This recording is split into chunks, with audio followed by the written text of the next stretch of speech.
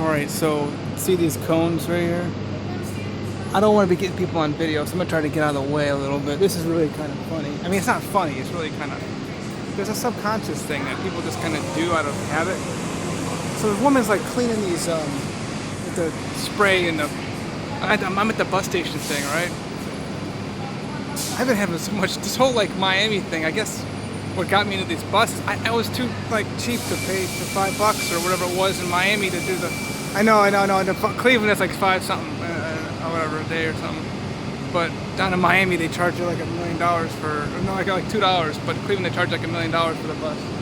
It's cheaper in Miami. But I wouldn't even pay the $2 or $3, whatever it was, to get on a bus. So it was an overhead train I did in Miami. I had a lot of fun with it. Now I'm home with these buses. But, you know, I get more COVID that way. It's really fun. So this lady, she's trying to clean everything and spray it all down, right? Well, guess what? People walking all around me while I'm doing my video. What's up?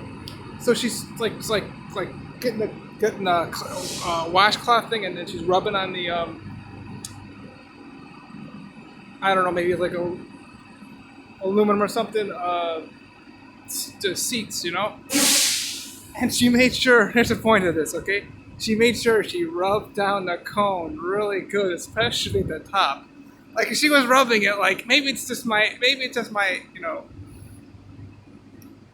anointing, you know, the way I am, my spirit in me, you know, it just caused her to do it right next to me the way she was rubbing it down. Like she rubbed the head, you know, the head of the cone. There's nobody over here right now. She rubbed the head of the cone, and then she went to the base of the cone. I think that's me. I'm not really going anywhere in particular. I'm just getting on a bus and having fun.